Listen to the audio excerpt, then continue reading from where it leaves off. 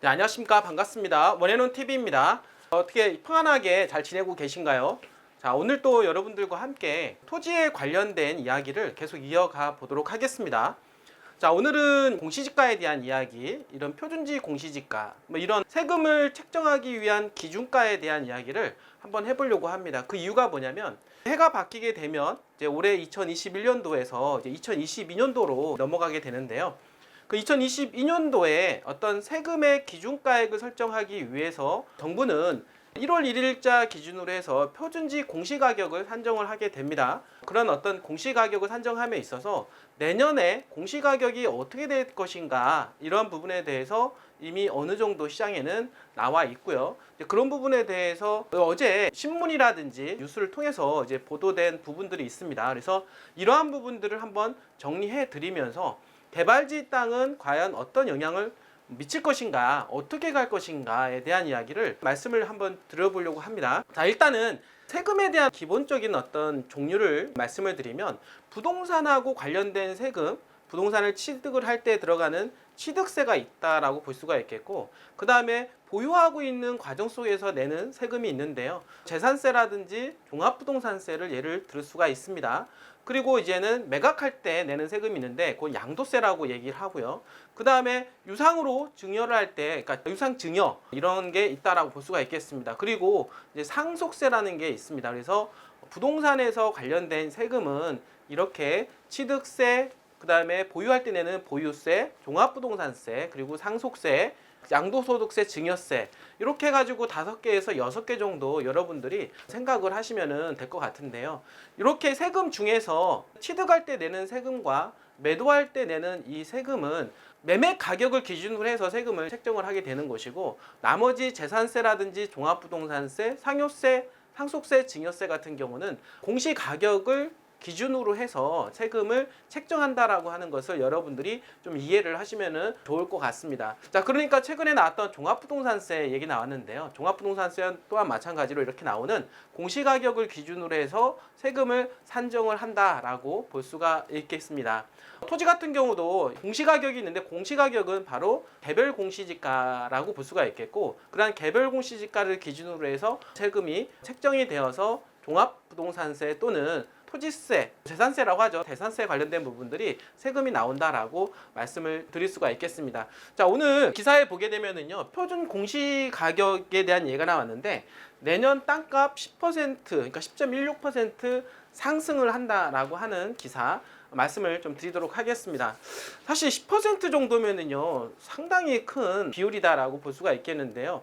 왜 그러냐면 공시가격이 올라간다라고 하는 모든 전반적인 세금이 거기에 비례해서 이제는 상승을 한다라고 볼 수가 있겠습니다. 심지어는 여러분들이 내고 있는 어떤 의료보험이라든지 토지 보상금액 이런 모든 것 또한 마찬가지로 영향을 미친다라고 볼 수가 있겠습니다. 시장에는 여러 가지 가격이 형성이 되었는데요. 우리가 세금하고 관련된 부분들을 얘기하면은 매매 금액은 상당히 중요한 부분이라고 볼 수가 있겠습니다. 실제적으로 매매가 이루어지는 과정 속에서 취득세 그리고 양도세가 부과가 된다라고 보시면 되고, 그 다음에 보유하고 있는 중에 내는 거는 현재 나오고 있는 공시가격에 대한 부분들을 기준으로 하게 되는데, 재산세라든지 종합부동산세를 기존에 조금은 감면 혜택을 주기 위해서 공정시장 가액이라고 하는 게 있었습니다. 그런 비율을 곱함으로 해서 조금 경감을 시켜주고 세금을 책정하다 보니까 공시가격보다는 조금 더 낮은 가격을 기준으로 해서 세금을 내고 있었다라고 볼 수가 있는데요.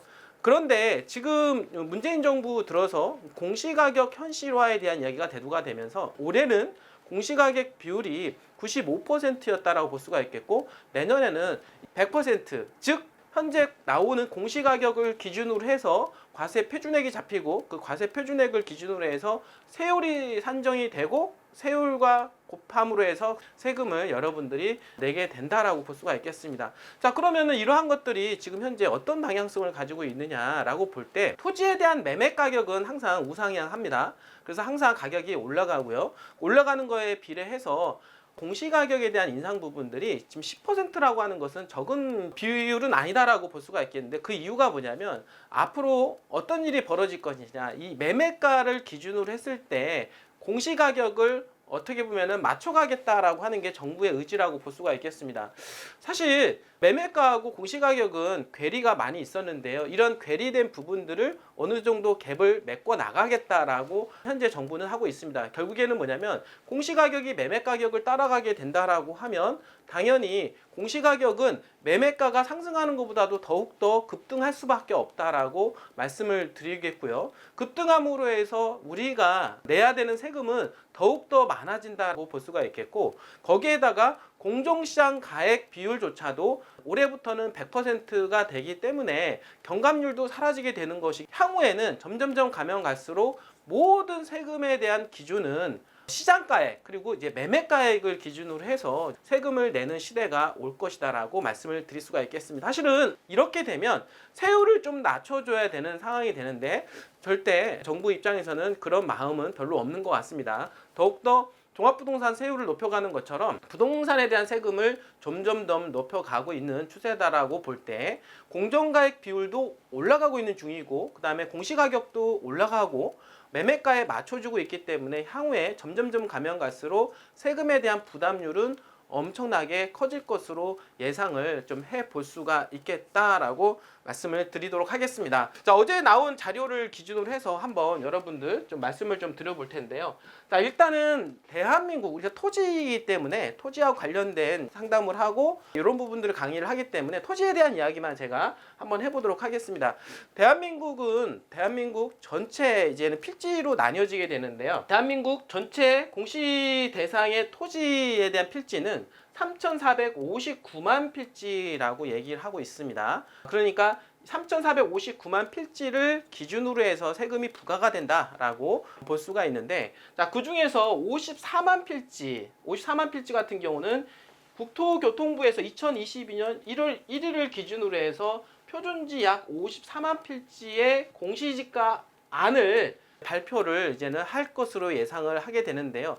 바로 이러한 부분들에 있어서 표준지 공시 가격이 54만 필지를 기준으로 해서 책정을 하게 되는데, 이 54만 필지에 대한 공시가격 인상률이 10%에 육박한다라고 말씀을 드리는 것입니다. 그래서 내년 23일부터 내년 1월 11일까지 이제는 소유자 및 열람 및 의견 청취를 통해서 확정이 되게 됩니다. 그러면 이런 확정된 표준지 공시지가를 기준으로 해서 내년 6월 1일자를 기준으로 해서 개별 공시지가가 산정이 된다라고 여러분들 이제 말씀을 드릴 수가 있겠습니다. 그래서 자, 이렇게 나온 필지의 공시지가 상승률을 비교해 보니까 지금 나와 있는 주거용 토지에 대한 공시지가가 10.89%로 가장 많이 올라가는 모습들을 확인할 수가 있습니다. 즉 현재 주거용지에 대한 어떤 수요가 상당히 많이 있다라고 볼 수가 있겠고, 그러므로 해서 전체 필지 중에서 주거용 필지에 대한 상승률이 다른 필지보다도 좀 높다라고 하는 것을 여러분들 좀 이해를 좀 시켜드리도록 하겠습니다. 지금 현재 가격에 대한 부분들이 계속해서 이제 인상을 하고 있는데, 매매가는 당연히 올라가는 거고요. 매매가에 따라서 공시가격이 현실화가 되고 있습니다.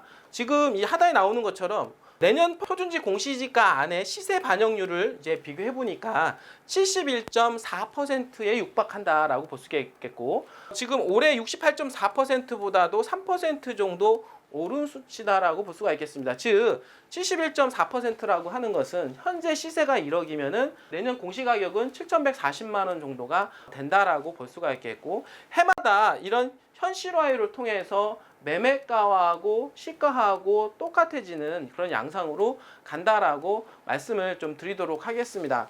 자, 여러분들 지금 가격에 대한 부분들을 조금 더 정리를 해드리면은요, 사실 서울 수도권을 기준으로 해서 공시 가격에 대한 매매가 현실화 가율은 상당히 높다라고 볼 수가 있겠습니다. 지금 공시 가격, 그러니까 표준지 공시지가 또는 개별 공시지가 자체가 매매가하고 거의 흡사하게 따라가고 있는 추세다라고 볼 수가 있겠고, 지방으로 가면 갈수록 사실은 개별 공시지가 자체가 일반적으로 거래되는 것보다는 훨씬 더 낮다라고 하는 것을 여러분들이 볼 수가 있을 것입니다. 그 얘기는 뭐냐면 지방 쪽에 보면은 대부분이 어떻습니까? 전답이라든지 임야로 이루어져 있어서 원형지 땅 자체이고 개발되지 않은 땅들이 많이 있습니다. 그런 경우 경우에는 공시지가가 매매가에 비해서 실질적으로 엄청나게 좀 낮게 잡혀져 있다라고 볼 수가 있겠습니다. 그 이유가 뭐냐면 시골에서는 농사를 지어야 되는 농민들이 많이 있습니다. 농민들한테 이런 공시가격에 대한 부분들을 많이 책정을 하게 된다라고 했을 때 오는 그런 부담이 상당히 크다라고 말씀을 좀 드릴 수가 있는 것입니다. 그러다 보니까 지방으로 가면 갈수록 공시지가는 매매가보다도 상당히 조금 차이가 있다. 심지어는 뭐 5배 또는 10배까지도 차이가 나는 그런 사례들을 좀 볼 수가 있습니다. 자, 지목별로 보게 되면 우리가 흔히 지금 대지라든지 잡종지 이런 것들은 바로 건축행위가 가능한 땅으로 알고 있습니다.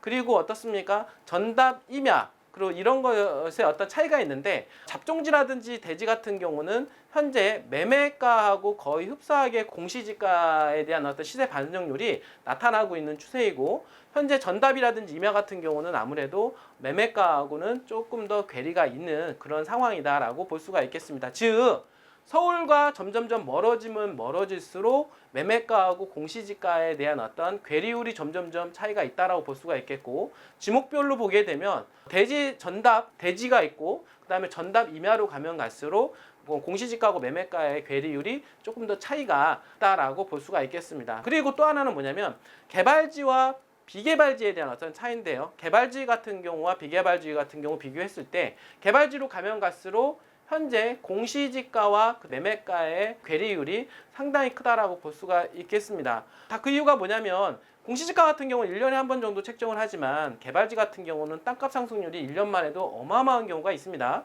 그러다 보니까 공시지가가 매매가를 따라가지 못하는 그런 현상 때문에 차이가 있다라고 볼 수가 있겠습니다. 자, 이런 얘기들을 종합적으로 얘기를 해본다라고 하면은요. 앞으로 점점점 시간이 가면 갈수록 서울 수도권을 중심으로 해서 세금 부과율이 점점점 높아질 가능성이 높다라고 보시면 될 것 같고요. 지방 같은 경우는 아무래도 공시지가에 대한 어떤 인상률 자체가 높을 수는 없습니다. 여러 가지 부작용이 많이 있다 보니까 그리고 반대에 대한 부분들도 너무나도 많다 보니까 지방은 세금 부과율을 어느 정도는 많이 높일 수가 없는 그런 상황이다 볼 수가 있겠고 자, 이런 것들을 비교해 본다라고 하면은요 지금 이번 정부 정책에 대한 부분들하고 조금 맞아떨어지지 않느냐 그러니까 비싼 가격, 그러니까 비싼 지역, 그러니까 좋은 지역에 좋은 물건을 가지고 있는 사람일수록 세금을 많이 내라 라고 하는 것이죠. 자, 그 얘기가 뭐냐면 최근에 아파트 또한 마찬가지로 다주택자들에 대한 세금을 많이 부과를 하고요. 그 다음에 강남으로 가면 갈수록 어떻습니까? 세금 부과율이 점점점 높아지고 있는 추세다라고 볼 수가 있겠습니다. 있는 사람들은 세금을 좀 더 많이 내라 라고 하는 취지라고 볼 수가 있는 것입니다. 자, 그러면 조금 더 심도 있게 좀 들어가게 되면은 지방 중에서도 여러분들 개발지가 있고 개발이 안 되는 땅이 있다라고 볼 수가 있겠죠. 자, 그러면 지방 중에서도 개발지 같은 경우는 어떻습니까? 아까도 제가 말씀을 드렸던 것처럼 공시지가에 대한 부분들과 실질적으로 거래되는 가격의 괴리율이 상당히 높다라고 볼 수가 있겠습니다. 그 이유가 뭐냐면 1년에 한 번씩 책정되는 공시가격 그리고 수시로 바뀌는 매매 가격으로 인해서 점점 벌어질 수밖에 없다라고 하는 것입니다. 즉 지방에 지금 새만금처럼 개발이 되고 있는 그런 지역들은 가격이 수시로 변동이 되기 때문에 공시지가와 그리고 매매가의 괴리율이 상당히 더 높아질 수가 있다. 10배, 20배, 30배도 차이가 날 수가 있다라고 하는 것입니다. 자, 그 얘기는 뭐냐면 개발지 같은 경우는 어떻습니까? 내가 투자를 하는 것에 대해서 예를 들어서 여러분들께서 3억을 투자를 했다. 3억을 투자를 했다라고 하면은 3억 자체에 대해서 기준 가격이 책정이 되는 게 아니라 실질적으로 공시지가를 뜯어보면은 10분의 1 또는 20분의 1, 30분의 1까지도 될 수가 있다라고 하는 것입니다. 3억을 투자하신 여러분들께서는 공시지가 가격을 기준으로 한다라고 하면 3천만 원 미만을 기준으로 해서 세금을 낼 수가 있기 때문에 투자하는 것에 비해서 투자 금액에 비해서 절세 효과가 발생할 수가 있다라고 하는 것입니다. 즉 서울 수도권 같은 경우는 만약에 거래되는 금액이 3억이다라고 하면 공시지가가 매매가의 현실화가 이루어지고 있는 그런 상황이기 때문에 거의 2억에서 2억 5천 정도로 책정이 되고 있는 추세다라고 볼 수가 있겠고 자 그러면 서울 근교에 있는 땅을 매입을 하시는 분들은 2억에서 2억 5천을 기준으로 해서 재산세 부과율이 나오는 거고요.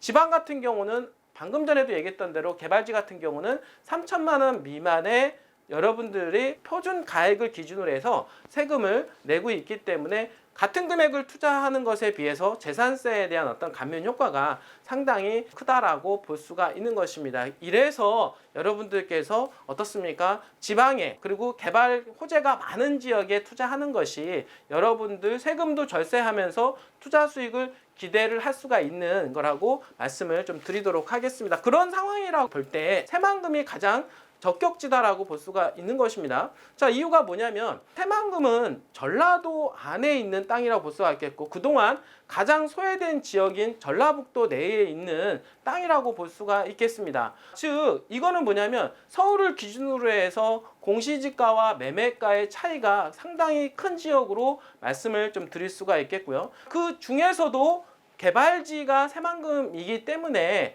새만금 주변에 있는 땅 같은 경우는 공시지가하고 매매가액은 더욱더 벌어질 수밖에 없다라고 하는 것이기 때문에 여러분들이 투자 금액 대비 여러분들이 내고 있는 세금을 절세하는 효과가 극대화가 될 수가 있다라고 말씀을 좀 드리도록 하겠습니다. 자, 오늘 조금 좀 복잡하기도 하고 좀 어렵기도 한 부분이지만 어떻게 잘 소화가 되셨습니까? 여러분들 최근에 점점점 세금에 대한 부담률이 좀 높아지고 있는 그런 추세다라고 볼 수가 있겠습니다. 이제 그런 추세에서 여러분들께서 자금을 지키고 세금을 절세하는 그런 어떤 현명한 투자가라고 한다라고 하면 새만금에 여러분들이 눈을 돌려보시는 것이 좋을 것 같습니다.